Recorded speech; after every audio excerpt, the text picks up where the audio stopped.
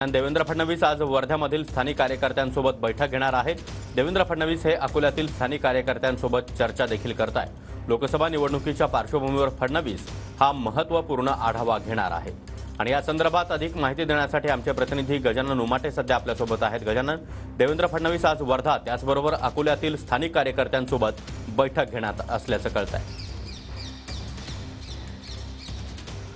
नक्कीच उपमुख्यमंत्री देवेंद्र फडणवीस यांचे आजपासून प्रचार दौरे सुरू झालेले आहे असं म्हणायला हरकत नाही, कारण की विदर्भातील 10 लोकसभेपैकी 4 उमेदवार भाजपनं जाहीर केलेले आहेत। त्यापैकी अकोल्याचा उमेदवार आहे आणि वर्ध्याचे उमेदवार आहे। मग या दोन्ही उमेदवारांसाठी प्रचार बैठकांचं आयोजन जे आहे ते आज भाजपतर्फे करण्यात आलेलं आहे आणि देवेंद्र फडणवीस यांच्या प्रमुख उपस्थितीमध्ये या बैठका होणार आहे। जवळपास 1च्या सुमारास अकोल्यामध्ये भाजपच्या काही प्रमुख कार्यकर्त्यांची पदाधिकाऱ्यांची बैठक आहे। त्यामध्ये सगळे आमदार भाजपचे त्या ठिकाणी उपस्थित असणार आहे आणि प्रचाराची पुढील रणनीती कशी आखली जाणार याबाबत चर्चा होणार आहे। तिथले जे उमेदवार आहे संजय धोत्रे यांचे चिरंजीव त्यांच्यासाठी प्रचाराची रणनीती आखली जाणार आहे, दौरे होणार आहे। त्यासोबतच सायंकाळी वर्ध्याचे उमेदवार रामदास तडस यांच्यासाठी बैठक आहे। जवळपास प्रमुख 100 ते 150 पदाधिकारी वर्धा लोकसभा मतदारसंघातील त्या ठिकाणी उपस्थित असणार आहे। सगळे आमदार उपस्थित असणार आहे आणि प्रचाराची पुढची दिशा जी आहे ती ठरवली जाणार आहे। ज्या 4 जागांवर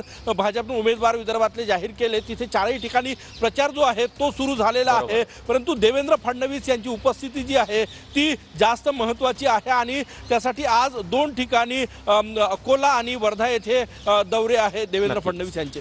नक्कीच गजानन, या दौऱ्याकडे आणि या बैठकांकडे आपलं लक्ष असेल। धन्यवाद।